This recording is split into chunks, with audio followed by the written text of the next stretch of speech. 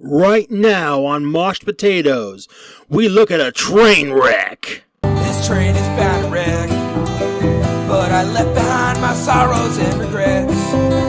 So push forward on the throttle and we'll pass around the bar. We then go to Slim's in San Francisco to interview Goatwhore.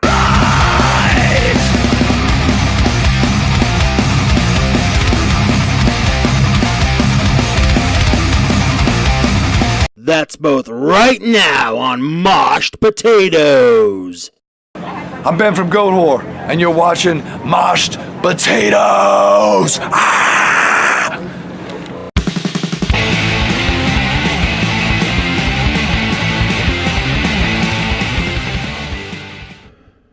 What is up? It's your boy, Judas Corpse Boy. Yep, I know it's been a while. You might be a little sad about that, but you know what? We are going to remedy that right now. To start off with, we're going to be reviewing the album Strangled and Dangled by Murderfolk Masters, Pandhandlers Union. So let's get right into it.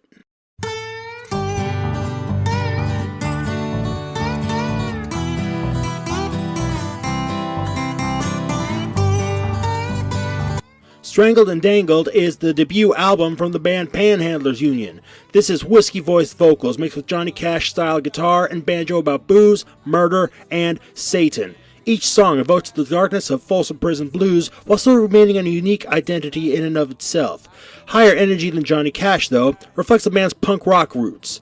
River Black, the band's guitarist and vocalist, after all, was once a professional skateboarder. Now, in some places, such as the cover of Dahmer by Amigo the Devil or the song Ghost Town, it's dark as goth, but way more sinister. But the band can be barroom jovial too. Take a listen to the song Pandhandlers Union or the song Whiskey's Gone. Check it out. You can get this album at panhandlersunion.bandcamp.com, and you can get their other killer albums there too. Links will be in the description below, so be sure to check that out. Right now, we're going to have our feature interview, and that was with Ben Falgaust.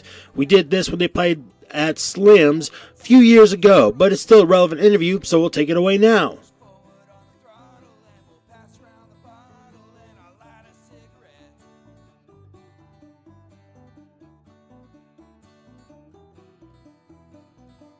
Goatwhore, the metal terror from south of the Mason-Dixon line.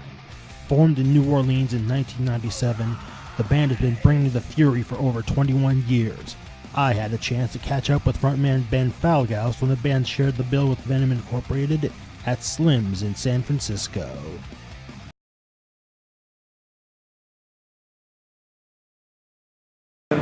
Fucking awesome. Awesome. What, we're like, I think we're just over like 2 weeks or something like that. Yeah, it's been really fucking good, man. Wow.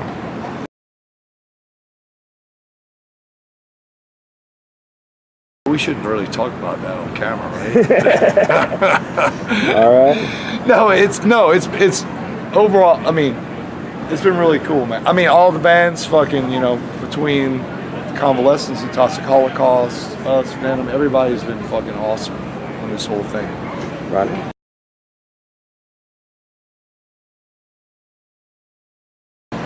No.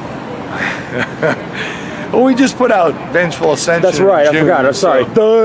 Yeah. So near the end of June, we put that out. So most of the focus has been, like, especially tonight, if you notice, we played like 6 songs from that. So we kind of did something strange as far as set list goes and threw a bunch of new shit in there instead of like mixing more like older material in there. So we're just kind of forcing it out to people, A lot of people don't buy a lot of stuff anymore. So you kind of got to force feed it to them in a sense and kind of get them involved with it, Right on.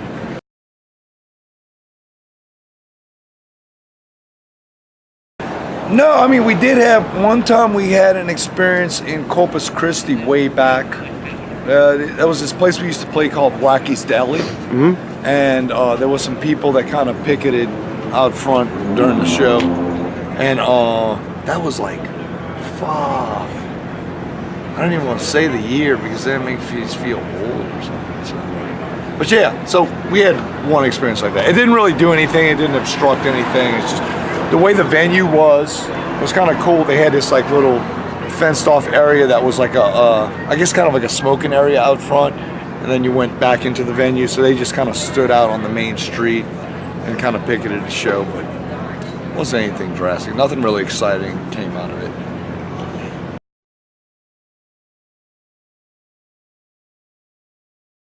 No, definitely things change, but I go back to older things sometimes, because I think as you're going along and as you get a little older, your perception and the way you interpret things change. So like from maybe when I was 16 and I read something to when I read something, the way I perceive it and the way I kind of take in the stuff and kind of interpret it in my own fashion is different. So I can go back to older stuff that I wrote on when I was younger, and it'll come out differently now, just because of, you're getting older, you're changing, you kind of interpret things a little different. So that kind of like evolution process is involved in it. So it kind of helps out, I think.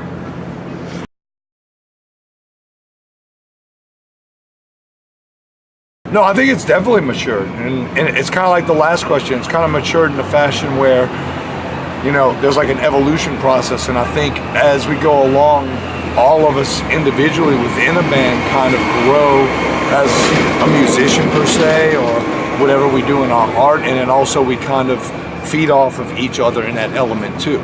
And I think within that, as you're in a band, you get tighter knit with things, and I think the influence kind of blends with everyone, and so that evolution grows and it grows as it goes along. And I guess every band wouldn't say that, but that's just my perception when I look at other bands too. And when you look at things that they've done, you kind of see that growth within it and how they've evolved as an entire band. Right on.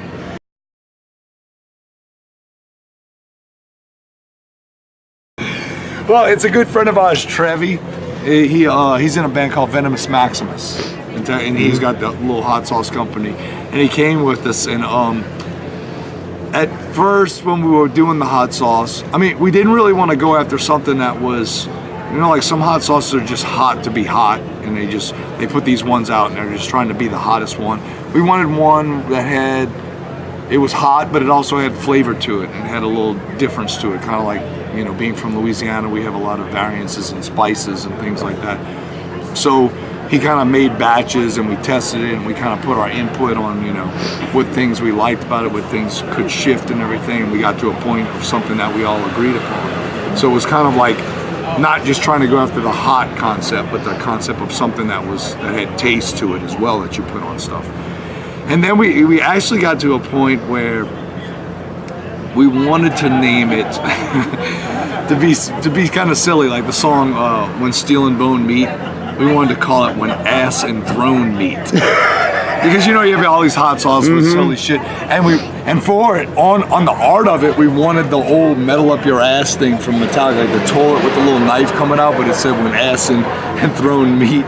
But we were like, yeah, we'll probably run into like copyright infringements and shit like that. So we went with the whole like blood for the master thing and roll with that. But I really think the "When Ass and Throne Meet" thing would have been cool as fuck in the end result. Thank you for stopping by. Don't forget, like, comment, and subscribe, and we'll be back much sooner this time. And we'll be back with the green screen too, so we'll catch you then. See you later. Oh yeah.